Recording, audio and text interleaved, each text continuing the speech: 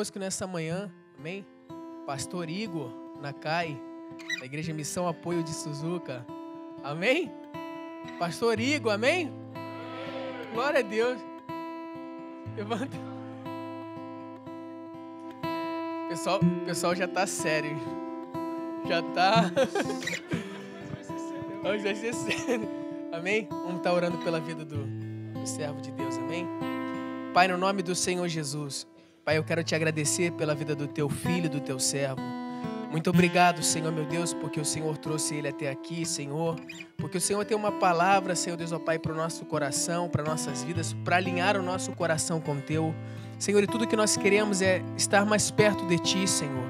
Então, Pai amado, vem com a resposta, Senhor Deus, ó Pai, sobre as nossas vidas. Senhor, eu oro para que nesse momento, Espírito Santo de Deus, o Senhor possa revestir o Teu Filho, Deus, ó Pai, de poder e autoridade, Senhor Deus, ó Pai, naquilo que Ele vai falar, Senhor. Pai, que todas as Suas palavras, Senhor Deus, ó Pai, em nome do Senhor Jesus, venham causar, Senhor Deus, ó Pai, um estardalhaço no inferno, Senhor, destruindo todas as estruturas, Deus, ó Pai, malignas que está nas nossas vidas, Pai. Eu te peço, Deus, ó Pai, em nome do Senhor Jesus, capacita o Teu Filho, Senhor Deus, em nome do Senhor Jesus, inspira o coração dele, que ele possa ser uma ferramenta para tocar as nossas vidas nesta manhã. Eu te agradeço pela vida do Teu Filho, no nome do Senhor Jesus. Amém. Obrigado, Senhor. Amém. Amém? Uma salva de palmas para o Senhor.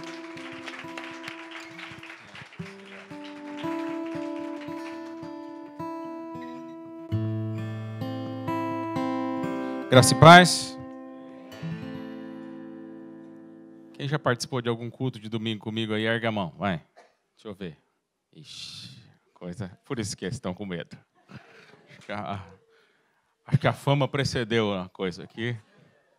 Né? Eu, junto com a Grace, minha esposa, nós pastoreamos a igreja de Suzuka. Eu sou um daqueles que saiu deste meio. Em 2002, quando o Senhor me resgatou ali em Nabe, trabalhando na Coberco, através da vida do presbítero Marcos Santos, que agora é pastor de Itsu, né? Ele foi trabalhar uma semana lá, ele fala assim que ele foi lá fazer uma coisa, tirar nós de lá. Uma missão muito rápida e muito tranquila. Ele está precisando de alguém ir lá buscar a gente, né? Tudo bem.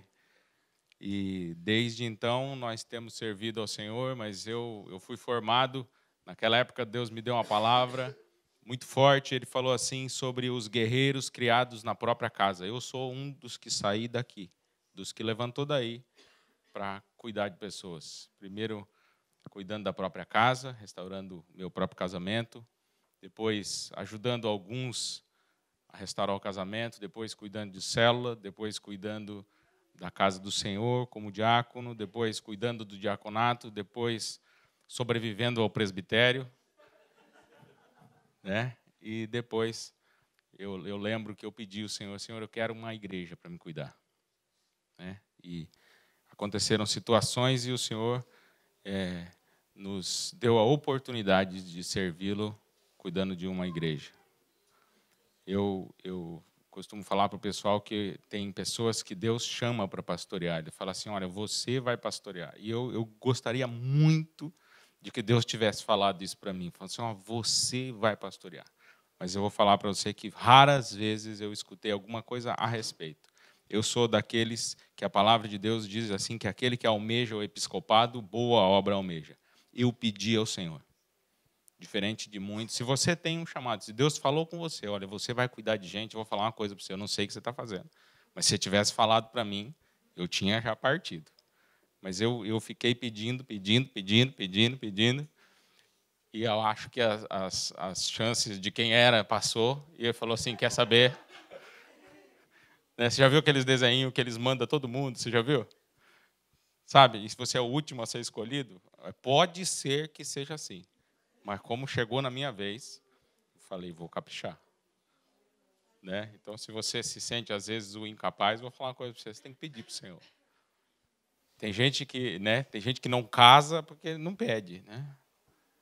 Verdade. Se você está aí de bobeira no banco aí sozinho, sem ninguém para pegar na sua mão, se eu fosse você, eu não esperava uma inspiração vir do alto e falar assim, Deus, me dá uma esposa, me dá um marido. Amém? Quero deixar essa saudação para vocês da igreja de Suzuka, né? A irmãzinha, a Igreja de Suzuka, que você esteja orando por nós lá, pelo trabalho que está sendo feito, pelas famílias que estão lá. Nós somos muitos lá, nós temos aí uns 6 casais. Aleluia. Né? E assim, alguns adolescentes, uns 45. Né? Então, nós temos pouca gente, muito trabalho, no estilo de quem já trabalhou comigo, sabe que no estilo daquele que eu gosto. Né? Pouca gente, muito serviço, eu gosto. Né? A gente fica feliz, porque você se sente útil. E a obra de Deus ela é maravilhosa. Nós somos aqui em Miequém, aí no máximo uns 300 para alguns milhares. É do jeitinho que eu gosto. Se você não está animado com isso, eu vou falar uma coisa para você. Se eu fosse você, eu ficaria. Porque Deus capacita aquele que Ele escolhe. E você é um escolhido de Deus. Bem, quero convidar você a ficar de pé por um instante, se você puder. Abrimos a Bíblia em Lucas, capítulo 10. Quero compartilhar uma palavra com você. Acredito que é a palavra que Deus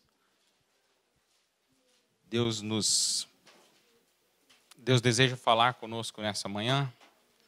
Acho que eu mandei para a Carolyn aí o esboço aqui da mensagem. Tem que mandar para o Bruno lá, que eu achei que era o Danny Boy. O Daniel, né? Então, por favor, mande para ele lá.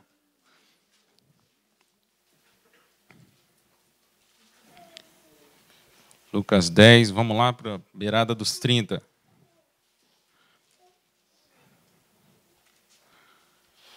Quem já ouviu falar dessa parábola de Jesus?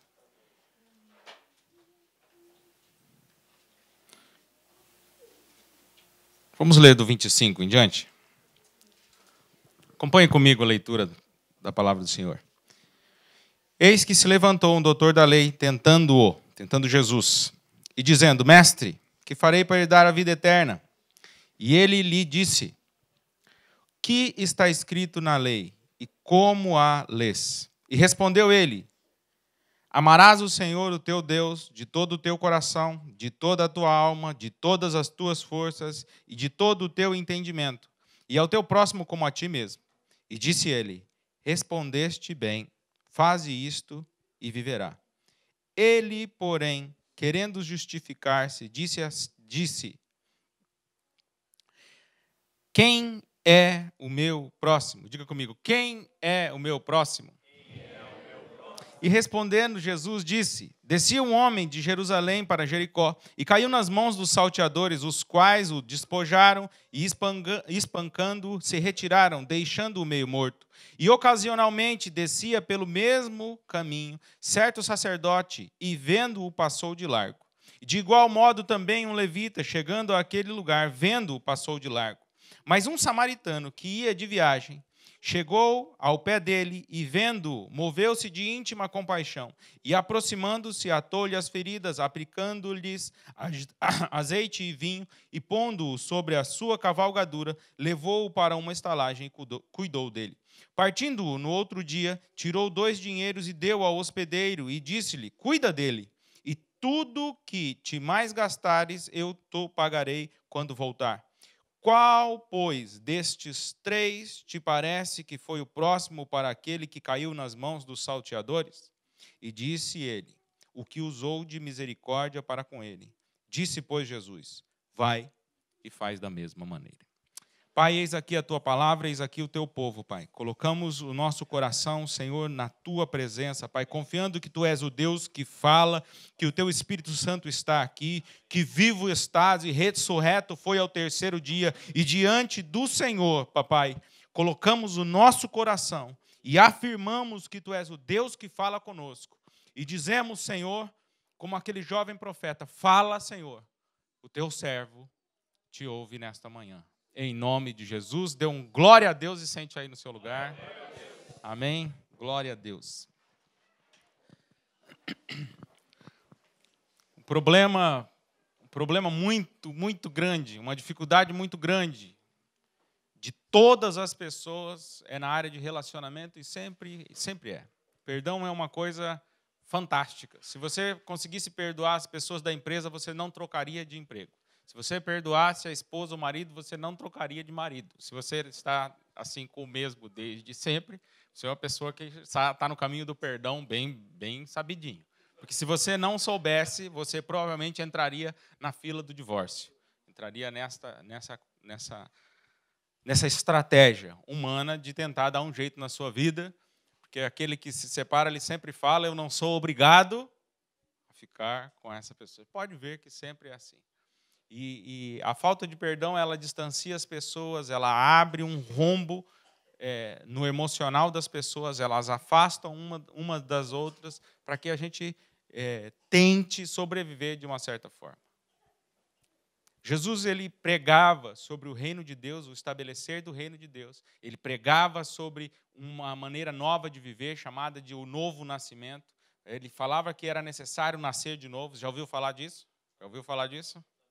Né? Então, ele falava sobre o nascer de novo. Por que nascer de novo? Porque era necessário que aquele que pecou morresse. Então, nós morremos para nós mesmos, porque o salário do pecado é a morte. Aí nós nascemos de novo e vivemos para Ele. É muito simples entender a salvação. Ele, no nosso lugar, morreu e levou sobre si toda a culpa e todo o peso do pecado. E por causa disso, eu e você somos livres. Amém?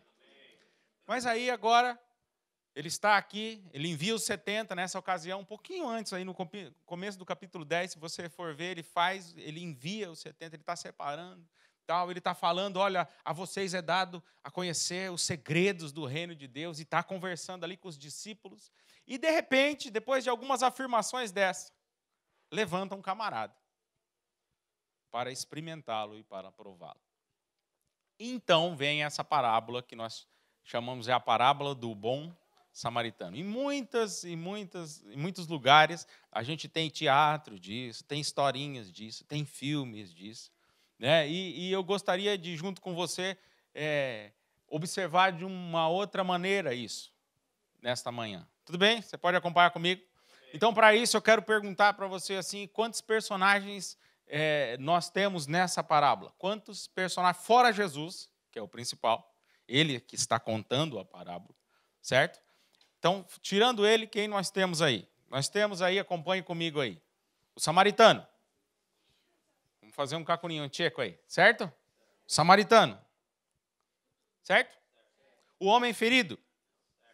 Anote aí, se você quiser, porque eu vou fazer perguntas a respeito disso, e se você souber, ficará melhor o seu entendimento. Não que você vai reprovar, mas é uma boa, né? Mas nós não podemos fazer isso. Aí, né? Então, nós temos o samaritano, nós temos o homem ferido, nós temos o sacerdote, que cortou a volta. O sacerdote e o levita são duas figuras que marcam bastante, e nós vamos falar um pouquinho disso, né? Mas o sacerdote que cortou a volta, o levita que cortou a volta. Nós temos os salteadores, temos o hospedeiro, sim? Temos também o mestre da lei. Mas o mestre da lei, pastor, foi aquele que foi contado a parábola. Mas preste atenção. O samaritano é um personagem que talvez você, quando você escuta essa parábola, você pensa assim, o samaritano é um camarada que eu me identifico com ele, eu sou um cara bonzinho, eu sou um cara legal, eu vejo muitas pessoas cortando volta, eu vejo um monte de coisa acontecer e eu sou aquele que chega lá. E não é errado você pensar assim. Mas você já pensou? Você não pensa em você mesmo como salteador. Não, eu fui lá, eu sou bandido. Né? Raramente. Só se você estiver à beira de uma conversão genuína. Aí você pensa.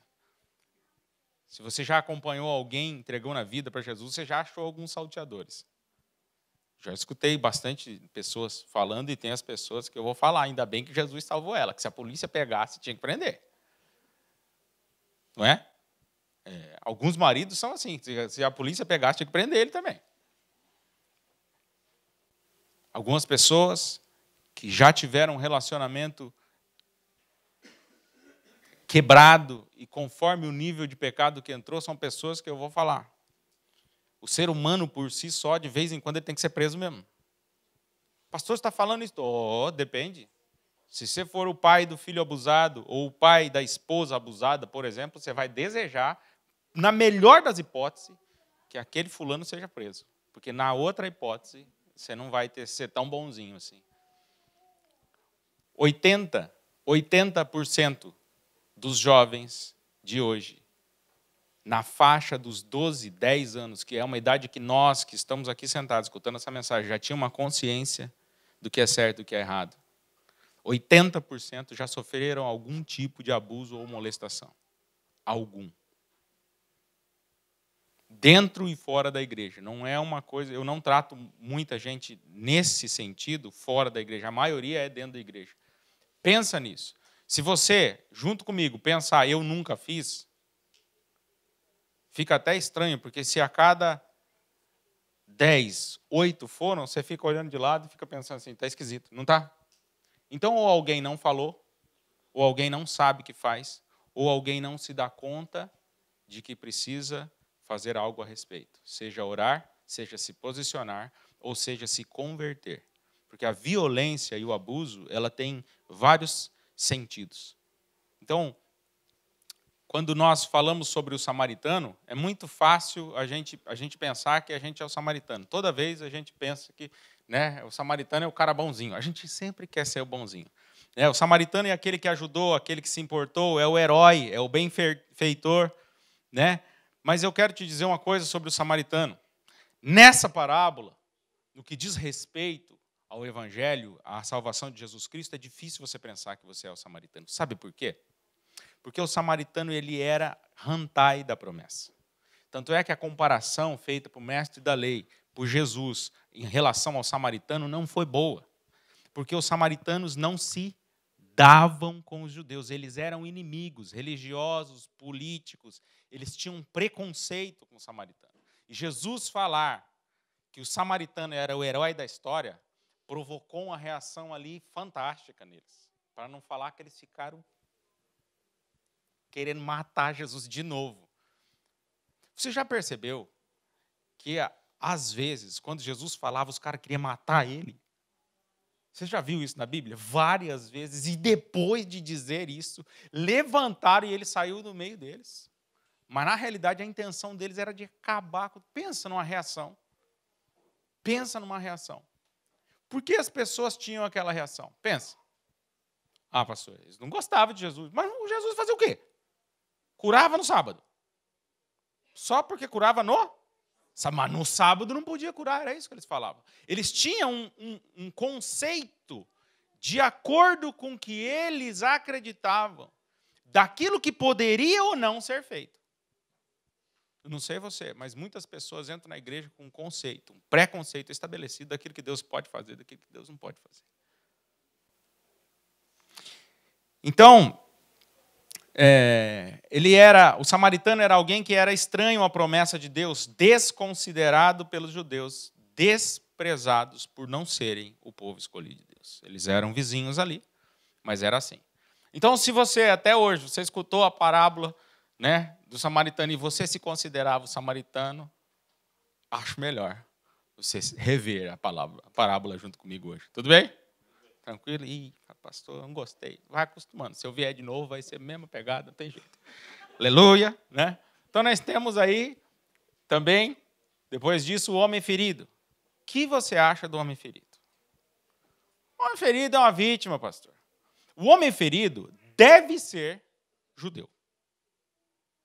Por quê? Porque se o homem ferido fosse samaritano, o mestre da lei ia falar assim, bem feito, não devia ter atendido mesmo. Mas para o mestre da lei considerar que o sacerdote e o levita tinham feito algo muito errado, só podia ser judeu. Porque daí a coisa era séria. E era exatamente essa reação que Jesus estava procurando passar. Era grave a situação. Não deveria ter cortado volta. Quem deveria ter sido o próximo daquele homem? Então, o homem ferido provavelmente representa alguém que deveria ser ajudado, uma vítima.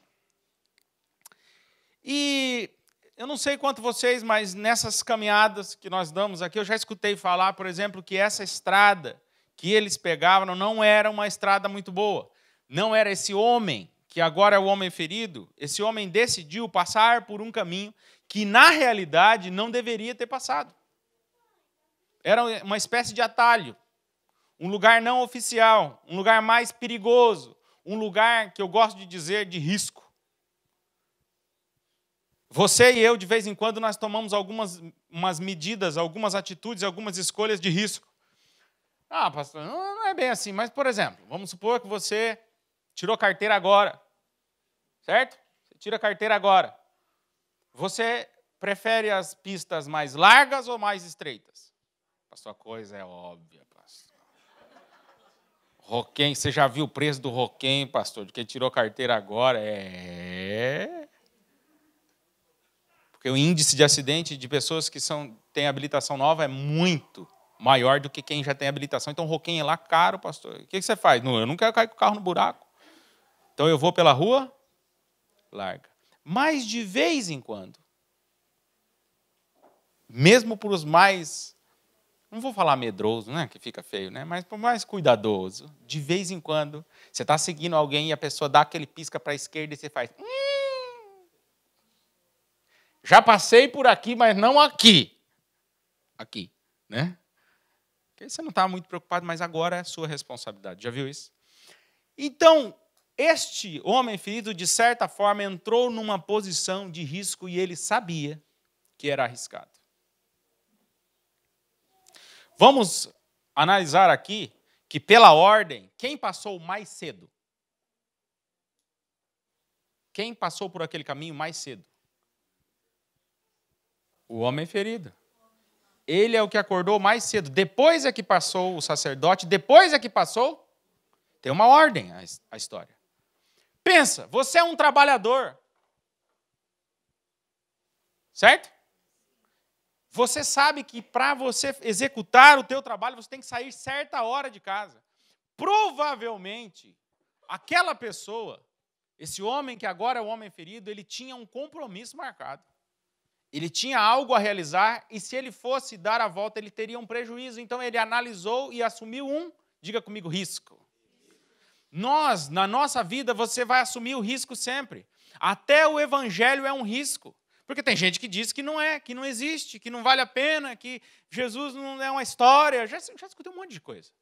Mas nós somos daqueles que, perante os olhos dele, somos considerados prudentes. Não vou por atalho nenhum, eu vou pelo caminho estreito. Na realidade, ele é o contrário. Olha, larga é a porta, mas estreito é o caminho que leva à salvação e poucos são os que vão por ele. Então, nós temos aqui o homem ferido que, por algum motivo, resolveu tomar um atalho na sua vida e assumir os riscos. Mas não deu outra. Provavelmente, para ele ser assaltado e apanhar, provavelmente era alguém que tinha alguma coisa. Porque se não tivesse nada, passava batido. Porque, veja, numa estrada, naquela época, eles iam fazer uma emboscada. Se eles julgassem que aquela pessoa oferecesse pouco recurso, eles iam esperar o próximo. E eles já tinham feito isso, muitas vezes. E agora já estou falando dos salteadores. Eles estavam esperando. Eles estavam de tocaia. Estavam lá. E esses camaradas já tinham feito isso muitas vezes. Por isso que aquela estrada não era uma estrada boa de se usar.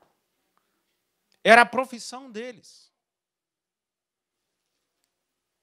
O inimigo é profissional em armar emboscada. Igualzinho. E ele estava lá. Provavelmente uma pessoa assim,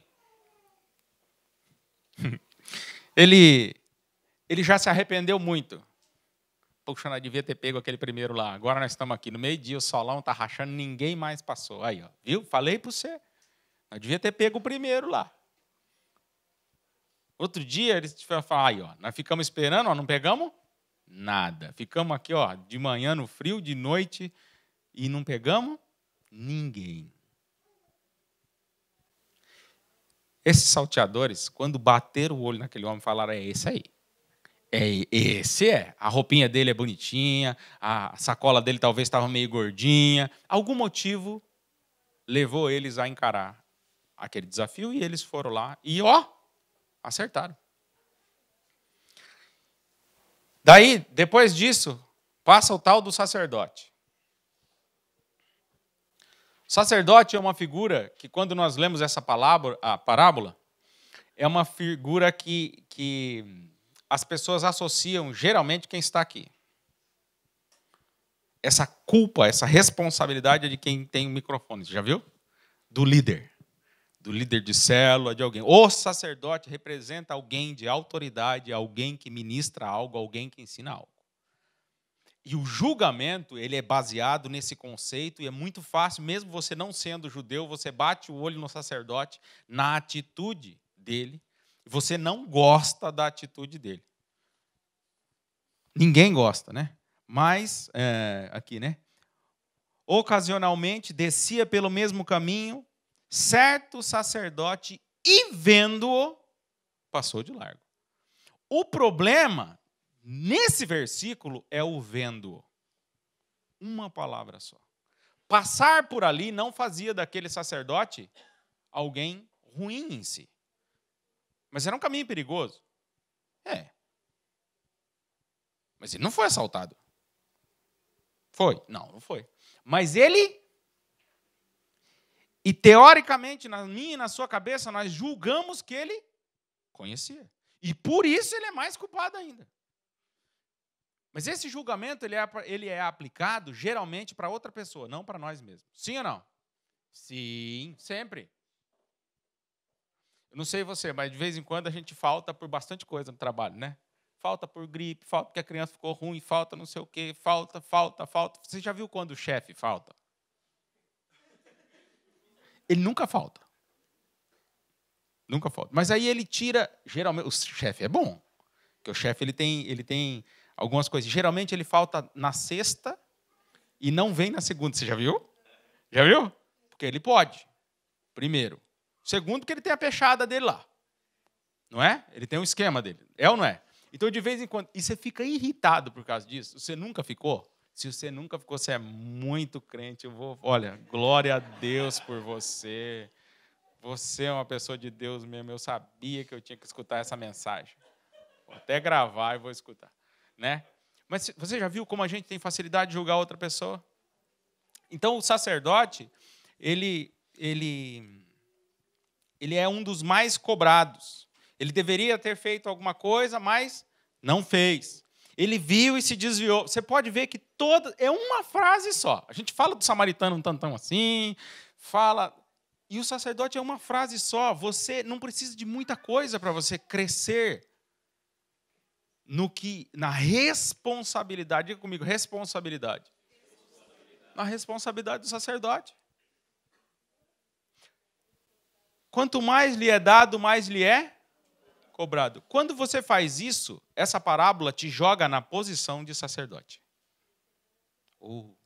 Pastor, nunca tinha pensado nisso. Eu achei que eu era o samaritano na parada. Você está enganado, meu amiguinho. Por quê?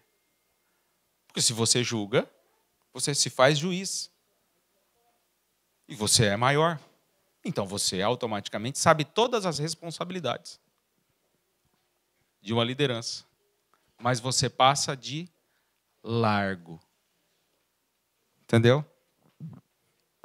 Se você não entendeu, depois você conversa comigo que eu te explico certinho. Mas mais que isso seria muito. Né? Então, o que acontece? Por que o sacerdote faz isso? Vamos imaginar o sacerdote. O sacerdote estava bem vestido. O sacerdote não andava de qualquer maneira naquela época. Era alguém que tinha o ofício, tinha uma responsabilidade. Era alguém que as pessoas conheciam. E mesmo ele estava com medo. Ele poderia, por exemplo, pensar assim, não, eu sou pastor, eu sou líder aqui, ninguém não vai acontecer nada, ir lá e socorrer. Ele poderia pensar, não é? Mas ele não pensou nisso, ele pensou nele mesmo. Ele pensou assim, quer saber? Vai que eles veem que eu sou sacerdote e me dá uma chance de eu dar uma corridinha, eu vou, cair fora. Então ele estava pensando mais nele mesmo. Outro pensamento que ele poderia ter feito, ele deve estar morto. Isso pode ter acontecido lá atrás e, rapaz, eu estou atrasado aqui para o negócio, daqui a pouco passa outro e vê esse negócio aí. É um outro pensamento. O que levou aquele sacerdote a seguir aquele mesmo atalho? Provavelmente uma urgência, um atraso. Se não, ele tinha escolhido o mais seguro. Obviamente. Alguma coisa levou ele a passar por aquele caminho. E nós temos ali também o levita. E o levita, pastor? Levita, ele tinha algo parecido com o sacerdócio. O levita, naquela época, para ser levita, ele tinha que nascer levita. Você não escolhia ser levita. Se você era levita, você era levita. Você era levita de nascimento. Hoje, graças a Deus, né, você nasce de novo e aí você vira levita. Você nasce levita. Quando você nasce, de novo, mas é quase com uma vocação escolhida. É um privilégio dado e a pessoa se inspira. É uma coisa maravilhosa. Ser levita, ser líder, ser pastor, ser obreiro, é uma coisa maravilhosa. Você nasce, algo brota no teu coração e você fica admirando, você fica olhando, e aí você nasce assim. Mas o levita, nessa ocasião aqui, ele não estava ligado à escolha. E da mesma maneira, bem provavelmente, ele tinha um evento para fazer. Ele estava atrasado, ele tinha saído do louvor. E o líder dele deveria ser brabo, porque senão ele parava. Concorda? Tá, vou chegar atrasado. Provavelmente ia dar trabalho, principalmente se ele não tivesse morto. E se ele tivesse morto, o levita ia estar mais enroscado ainda. Porque o sacerdote e o levita naquela época não poderia mexer com o quê? Então, você vê que o atraso dele seria de aproximadamente, pelas minhas contas, uns 15 dias. Aproximadamente. É que depende de quanto tempo ele ia levar para dar um jeito no defunto, entendeu? Mas entregando tal, tudo, papapá, depois participando de uma purificação, papapá, dava trampo. Dá para você entender por que eles não queriam mexer? Nós, de vez em quando, quando a gente olha alguma coisa que vai dar trabalho, a gente não quer. Quer ver? Todo mundo quer fazer evangelismo. Todo mundo quer fazer. Evangelismo é muito legal. Evangelismo, você vai lá, ora pela pessoa. Agora, vai discipular aquele que foi evangelizado, para você ver. Me dá trabalho. Pastor, não é verdade? É verdade. Tem gente aqui que foge de mim até hoje, faz 16 anos. Não vou olhar para ninguém aqui, vai que está aqui mesmo, né? São dos mais antigos, mas tem gente que não discipular, Deus o livre. Vai bem? Tudo bem. Quase que ele fala assim, o meu pastor é outro. Por quê? Porque dá trabalho. Dá trabalho. Dá trabalho. Custa. Custa tempo. Custa recurso. Tem uma coisa mais sugoi do que tempo e recurso. Custa coração. Hoje, o mais difícil que se tem, por incrível que pareça, é uma coisa que todo mundo fala assim, não, amar não custa nada. Eu sei que pensa só, se for na tua casa. Amar custa muito. Amar é uma coisa tão forte e tão valorizada que Satanás bate em cima para você não fazer isso de jeito nenhum. Ama você mesmo que nós estamos de boa. É isso que ele vai falar.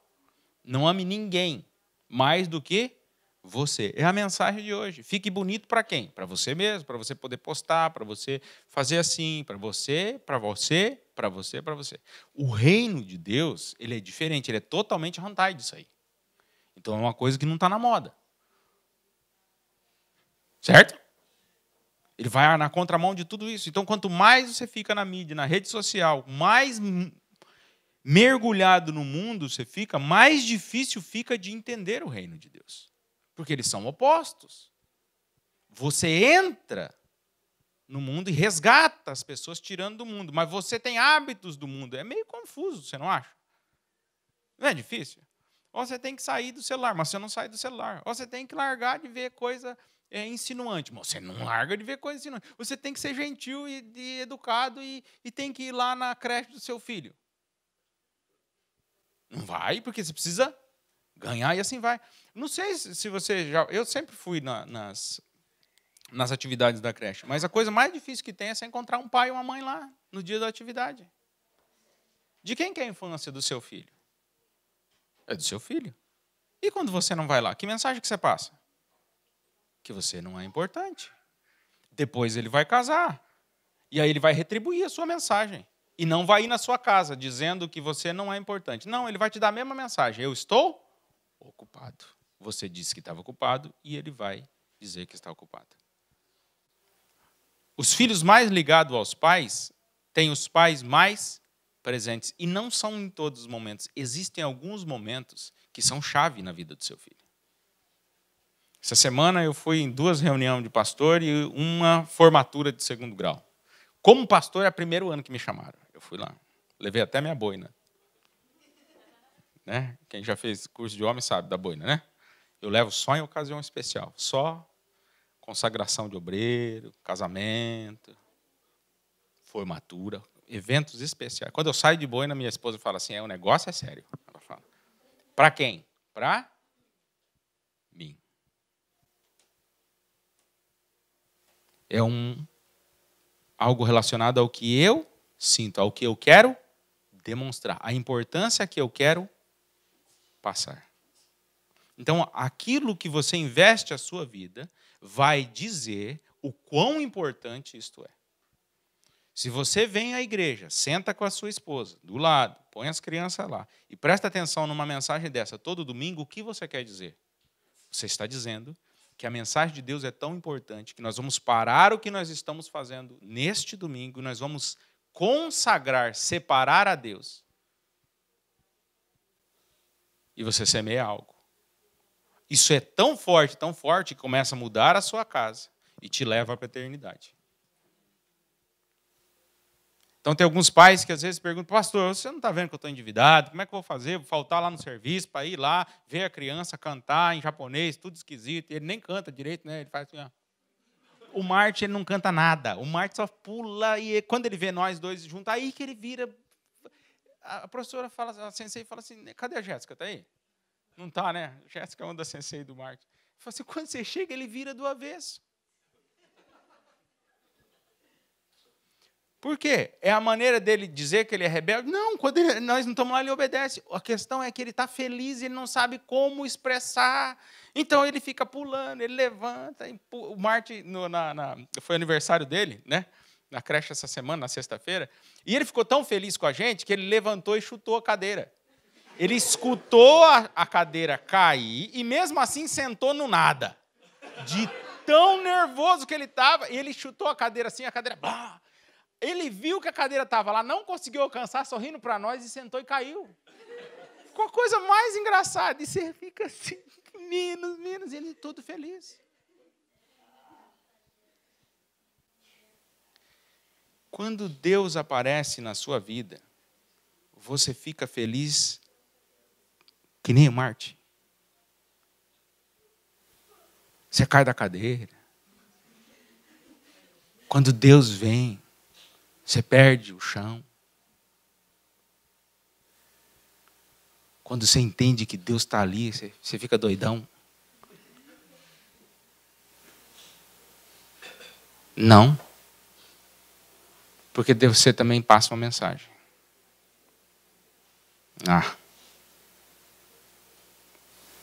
Se você estiver bem, se você não estiver, também está tudo bem.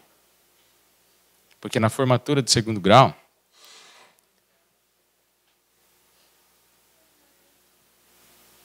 de 8 que eu fui, que se formaram junto, 8, numa pancada só um casal estava. 7 não estava. 4 não tinha nem o pai e nem a mãe. Quantas vezes você se forma? Uma vez. Entendeu?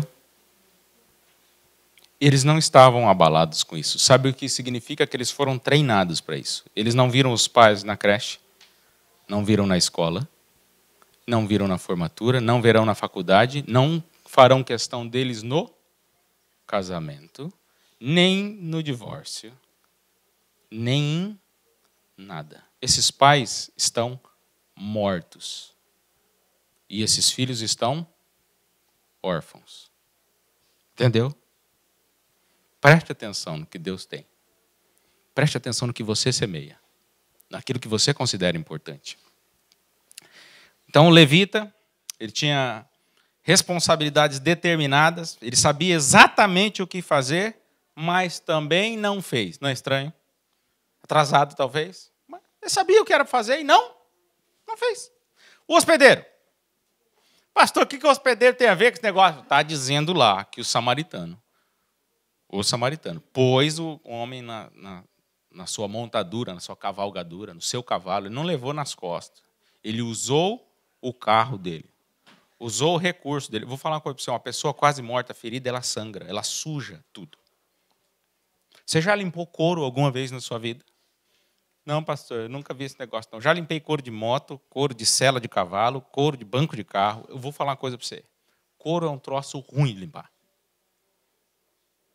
Quem tem um veículo, alguma coisa de couro, tem um cuidado fantástico com aquilo. Se você tem uma jaqueta de couro de mais de 40 conto, eu tenho certeza que você não larga ela por aí.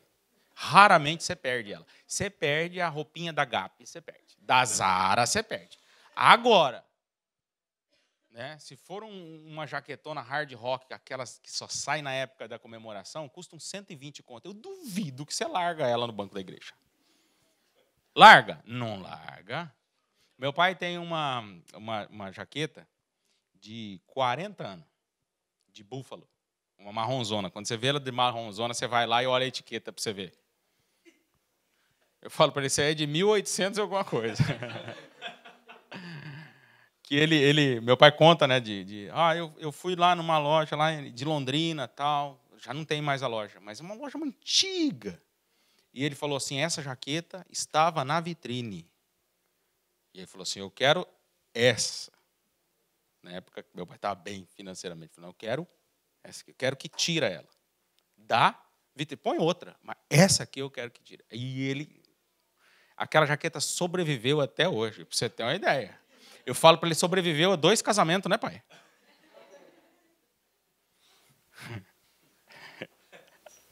Ele fala assim, nem o divórcio tomou.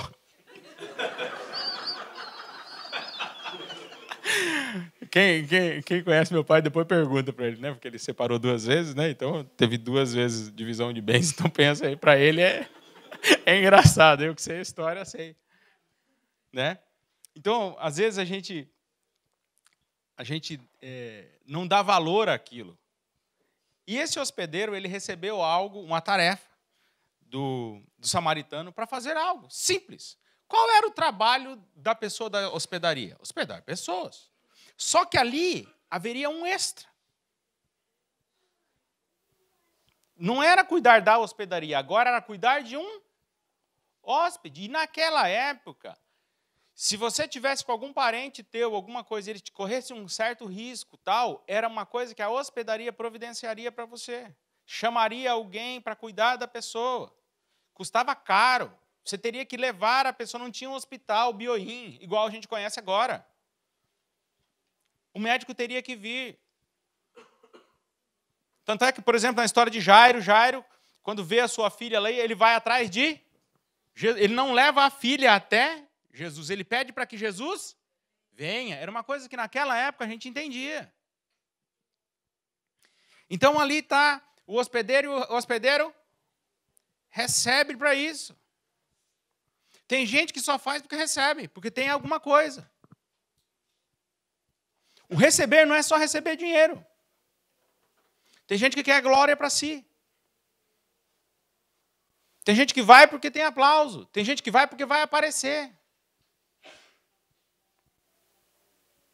A recompensa de cada um, ela varia de acordo com aquilo que a pessoa considera importante. Tem pessoa que ela recebe 10, ela não está nem aí. Ela faz do mesmo jeito. Ela recebeu beleza, não recebeu beleza, de boa. Mas tem pessoa que se ela não aparecer na situação, ela se sente ofendida. Ela pode receber 10, 20, 30, 100. Ela quer aparecer. Ela quer elogio. Ela quer que a comida dela seja elogiada. O solde dele seja elogiado. A mesa que ela preparou para a Santa Ceia, até isso. Ela quer. ela não faz excelência para o outro. Ela faz excelência para si. O hospedeiro aqui, ele recebeu para fazer algo. Ó, tô aqui, 2 dinheiro. E tem mais. Continua fazendo. E era uma coisa notória, porque se alguém te dissesse naquela época que ia passar de volta, ele ia passar de volta. E se você falasse, olha, tudo quanto você gastar eu vou pagar, ele ia pagar. Mas o hospedeiro lhe fez só o que foi pedido. Ele não tinha compromisso com nenhuma parte. Não tinha compromisso nem com o samaritano, nem com o homem ferido. Tinha compromisso? Não tinha. Ele estava ali porque ele ficava ali. Isso é uma situação que às vezes nós temos. Nós estamos ali, eu estou aqui. 2ª fileira, 3º lugar. Tchum. Lá na minha igreja, aqui não acontece isso. Bom, talvez sim. Faz uns 2 anos que eu não estou aqui, então eu não sei. Mas lá na igreja a gente tem a ala. Quando você for em Suzuka, presta atenção. Do púlpito para frente, presta atenção, que você vai lá, você tem que prestar atenção. Você vai perceber na hora que você entrar. A parte da direita, senta os adolescentes e os jovens.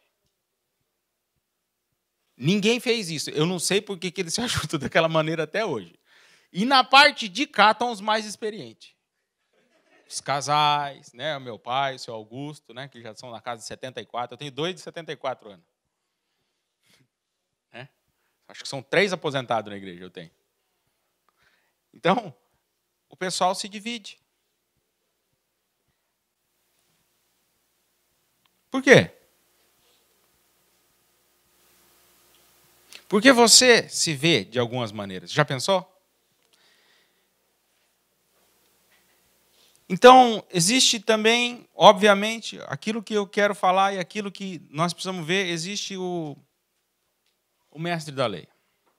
O mestre da lei é a figura que Jesus estava explicando todas estas coisas. O mestre da lei era alguém que analisava as coisas. Não era alguém que aceitava as coisas. Embora chamasse Jesus de mestre, aquele doutor ou mestre da lei, ele queria saber o que Jesus sabia. Então ele faz a pergunta: quem é o meu próximo? Como eu identifico o meu próximo? E Jesus falou para ele: você não pode ser um samaritano, que é estranho à promessa. Você não pode ser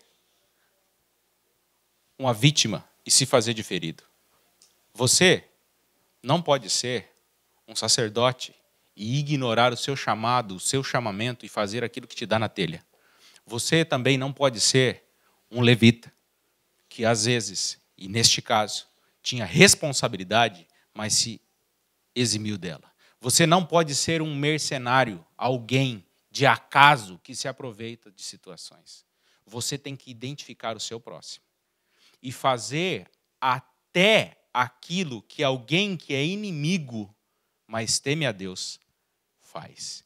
E eu vou te contar a história de um samaritano que você tanto odeia, que você tanto considera que não tem valor, fez por alguém da aliança. E o nome dessa mensagem que eu dei é o inimigo amigo meu. Por causa disso. Às vezes o socorro vem de outras pessoas. A maioria das vezes. Nós lá em Suzuka, como temos muitas pessoas com renda baixa, minha entrada ela é baixa. Lá da igreja. Pensa, numa igreja de 55, 60 pessoas, 45 adolescentes, não ganha dinheiro. Pelo contrário, eles dão bastante trabalho. Soguê, dificuldade. Por que não falta?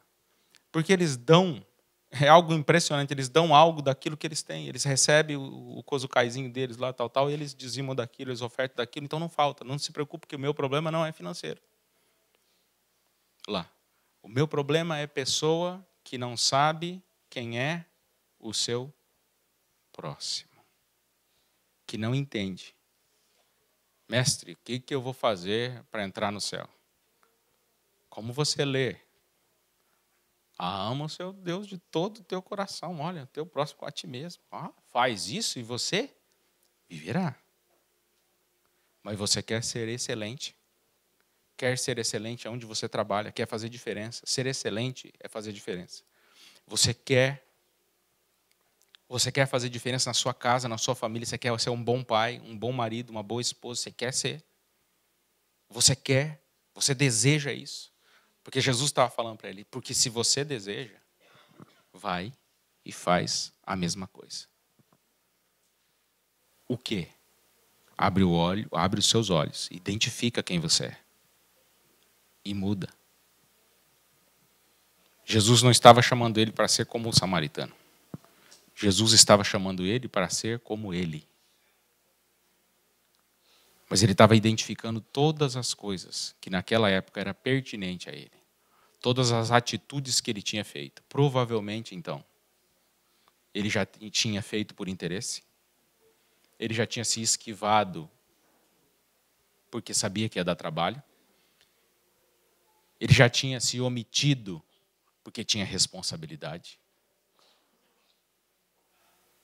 E também, muito provavelmente, ele já tinha sido alguém que viu um inimigo e ajudou. Todas essas coisas ele fez. Então, nessa análise de personalidade, se eu posso chamar assim, eu queria te perguntar, e você? Como ou quem você é? Com que personagem você se identifica? Quais as coisas que você faz ou não faz? O fazer e o não fazer determinam quem você é.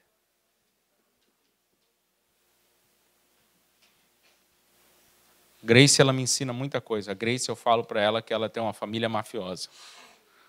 Grace é Mafra, né? Mafra é italiano.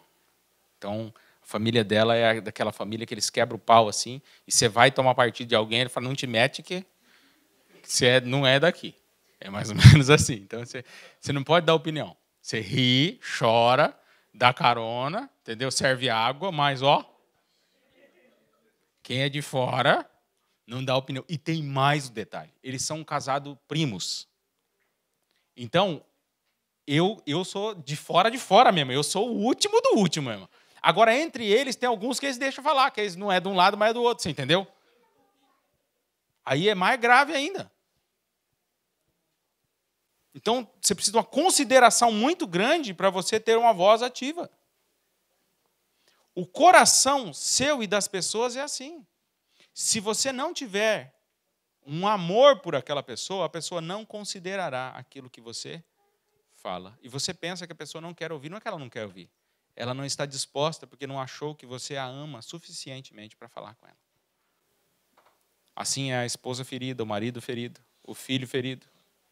Assim somos nós. Então, Lucas 10, 29, um versículo antes desse que nós lemos, diz assim, ele, porém, querendo justificar-se a si mesmo, disse a Jesus, quem é o meu próximo? E é essa pergunta que eu quero te fazer hoje. Quem é o seu próximo?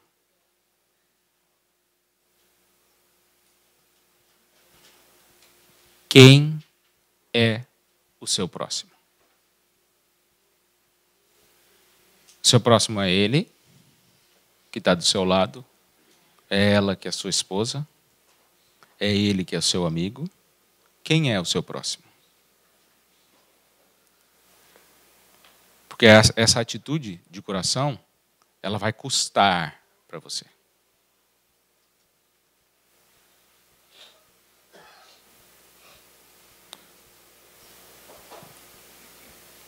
Quando Deus me chamou para fazer a obra,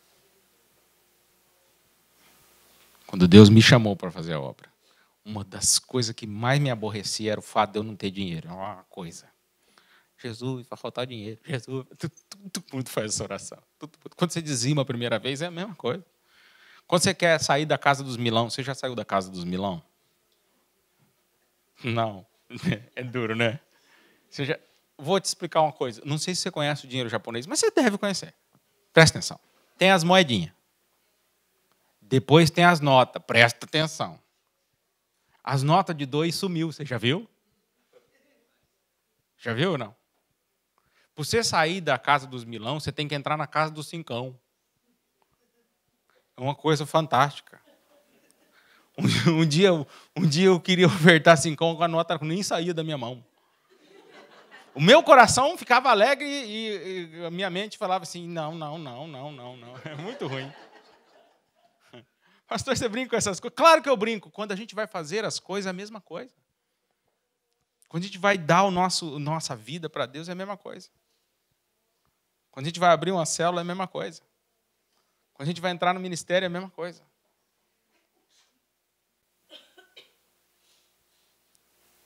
Nessa época eu comecei a pensar muitas coisas. Falei, Senhor, não sei quantos filhos o Senhor vai me dar. Naquela época eu não tinha. E eu pensei assim, se é difícil fazer uma coisa pequena, já pensou fazer 2 festas de casamento? Já pensou? Eu falava para o Senhor, já pensou se eu manter essa esposa feliz?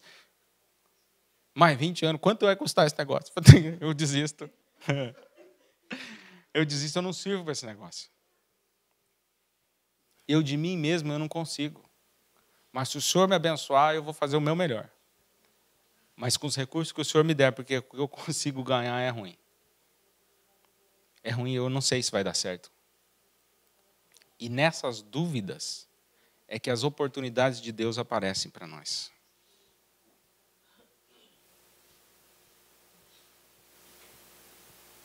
Com muito orgulho eu falo que eu saí daqui. E com maior orgulho ainda, depois desse tempo inteiro, eu tenho a oportunidade de cear junto com vocês. Para alguns, você pode pensar de várias maneiras. Eu vou usar isso como se fosse a pregação. Presta atenção, vou aplicar na minha vida agora, ao vivo e a cores, para você ver. O pastor Fábio não está aqui, concorda comigo? É muito doido ele. Deixou eu vir aqui. Depois eu conto para vocês em segredo o que ele falou para mim. Essa parte eu não vou falar.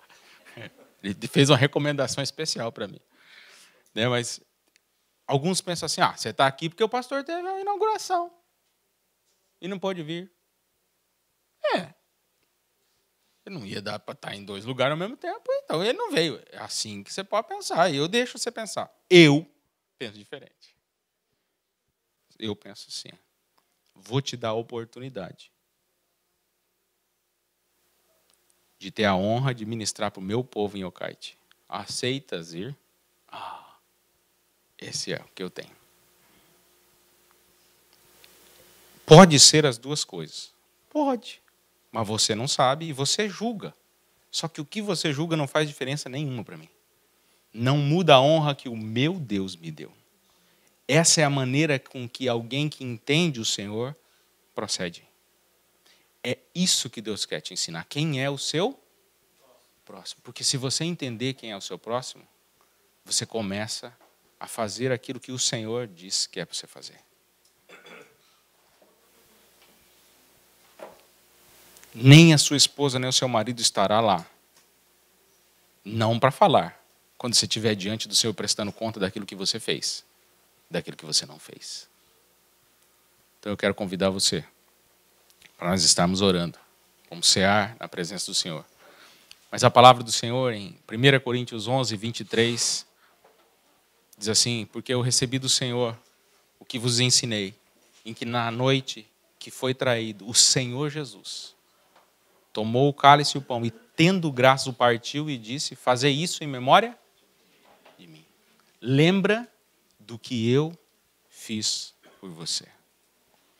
E hoje eu quero convidar você para nós estarmos na presença do Senhor, para nós cearmos na presença do Senhor, para nós examinarmos a nós mesmos.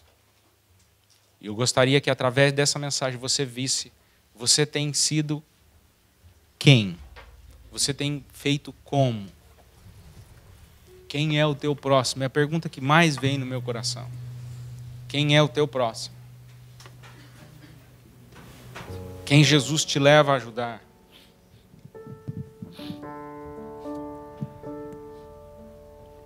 Um pai perguntou para mim, pastor, meu filho está rebelde. E eu fui tudo nesses pontinhos. Você foi lá quando ele estava no Yotien? Não. Foi com ele? Não. Itinei sei? Não. E aí? Não, ele abandonou o coco. Mas e agora, pastor? A culpa é minha? Eu falei, não, culpa não. Responsabilidade. A culpa é aquilo que Satanás tem feito com você e tem te jogado para baixo e você não consegue restaurar o coração dele agora. Porque você se sente culpado. E quem é culpado tem que pagar. É isso que Satanás faz com você, falei para ele.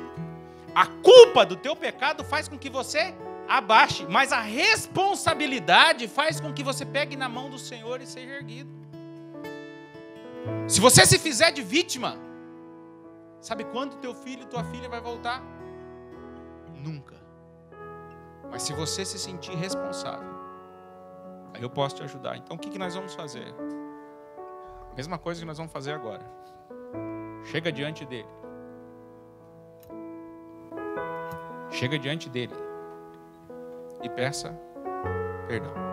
Reconheça aquilo que você fez de errado.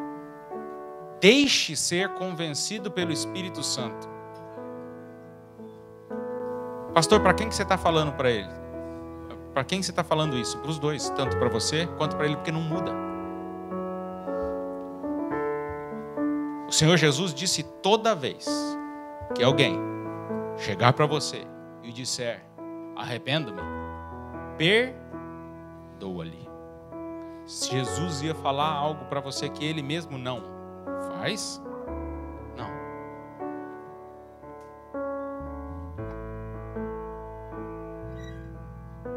Então eu pude ver o brilho nos olhos daquele pai.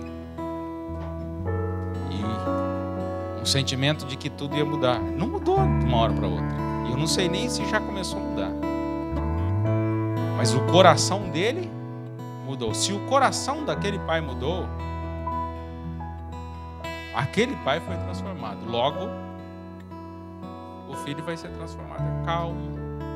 Pastor, o que eu faço? Chamo ele aqui. Falo, não mexe com isso agora não. Relaxa. É igual o casamento quando está em recuperação. Vou confessar para meu marido agora. Falo, não, relaxa, calma. Tudo tem sua hora, calma. Vamos orar aqui. E Deus há de gerar uma oportunidade. Sabe o que eu falo para os casais? Se você vai confessar, vou. Se ela confessar também, você tem que perdoar, você sabe, né? Eu sei, então, agora está pronto. Agora pode, tranquilo, agora de boa. Porque geralmente quando a gente fala isso para alguém, a gente abre o coração, a outra pessoa faz o quê? Eu também tenho algo para te falar. E assim os melhores amigos, eles são reconciliados. Os casais são reconciliados, os pais e os filhos são reconciliados. Isso acontece sempre. Porque Deus é o Deus de reconciliação. É Deus de tanta reconciliação que deu o seu filho, o único filho, em resgate por mim e por você. Então, nesse espírito, eu quero convidar você a tirar um tempo na presença do Senhor. Quem é o teu próximo? Na mesma medida que você pesar, você será pesado. Na mesma maneira de julgamento, nas mesmas palavras difíceis, na mesma cobrança.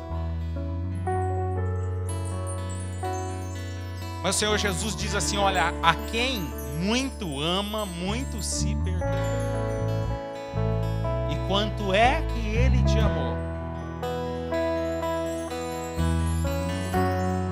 Ele te amou de todo o coração.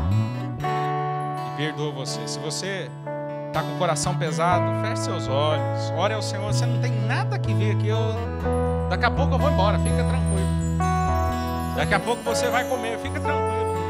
Mas o momento agora é tal que, se você no Espírito entender, puder ser resgatado disso, se puder entender,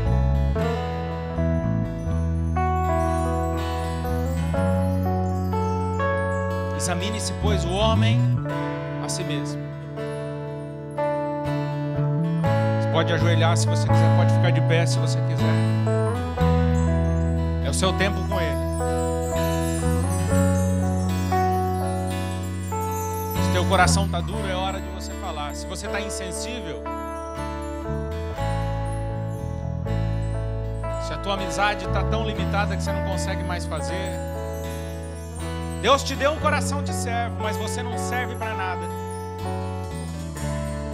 Deus te deu um coração de servo, mas você não serve para nada.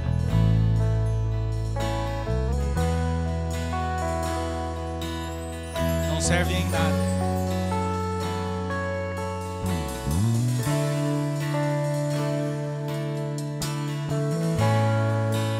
Ah, Deus tem para você um manancial de águas vivas e as águas não secam. Sabe quando eu vejo esse manancial? Quando eu vejo as maiores ações desse manancial é quando eu sento com alguém e ele reconcilia com Deus, com as pessoas, quando ele entende, quando ele é resgatado, é algo poderoso, é algo fantástico, é algo que se estende.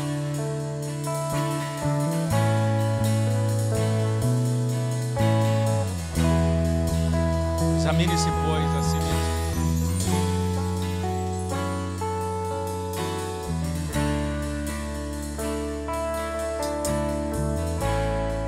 Se você fez algo contra alguém, você pode ir agora lá e pedir perdão. Se você tem algo contra alguém, não que você tenha feito, mas se tem alguma coisa que você sabe que não está bem, pode ir lá.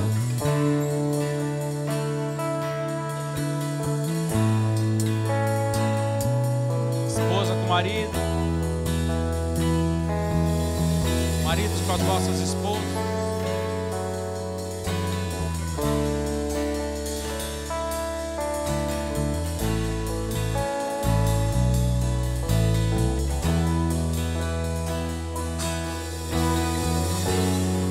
Fale aí no ouvido dela, dele, peça perdão, é tranquilo. É essa hora que eu falo assim, olha, sabe a hora que Deus te der uma oportunidade? É agora. É uma oportunidade de pedir perdão, de falar, é uma oportunidade de estender a mão, de sentir amizade.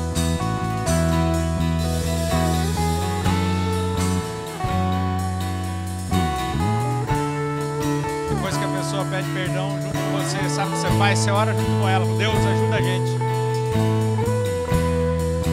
Obrigado por esse querido irmão, que eu vou chamar ele hoje de próximo. De que adianta uma casa grande se ninguém for nela compartilhar a palavra? De que adianta uma churrasqueira se você não puder acender ela e não puder chamar pessoas para se alegrar com você, diz a Bíblia? De que adianta ter algum recurso se você não puder compartilhar? Aquele samaritano, ele teve um prejuízo naquele dia, considerado inimigo, mas Deus considerou ele o bom samaritano. Se você pensar bem, Jesus não deixou pessoas chamarem ele de bom. Quem é bom? Jesus disse. Se não Deus. Mas naquele dia, a atitude daquele que era inimigo da aliança foi tão nobre que ele foi considerado bom.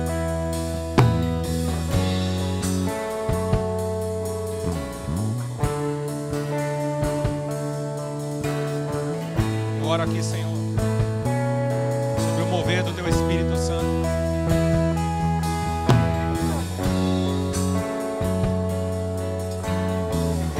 Você tem mágoas contra o seu pai. São coisas tão doloridas. Você não quer nem lembrar.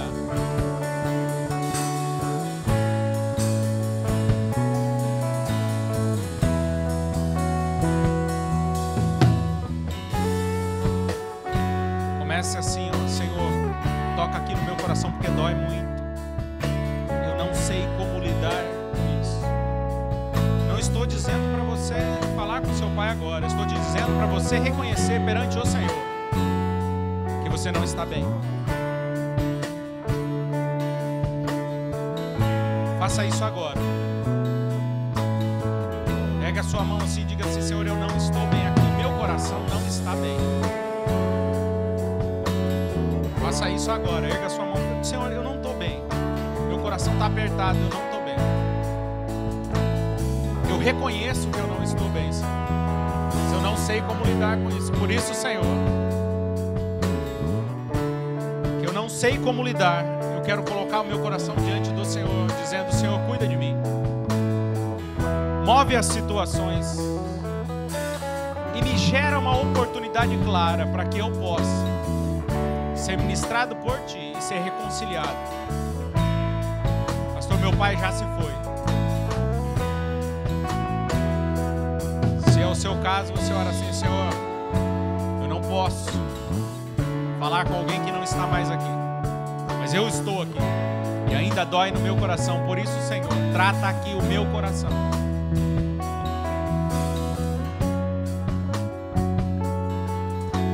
Eu não consigo mais ficar reagindo em cima dessa ferida, dessa marca.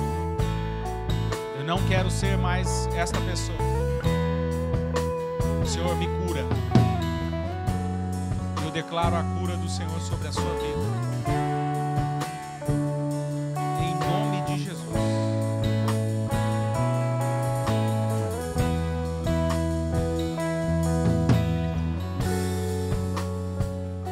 Esse mesmo Espírito não tenha pressa de sair da presença do Senhor. O pessoal estará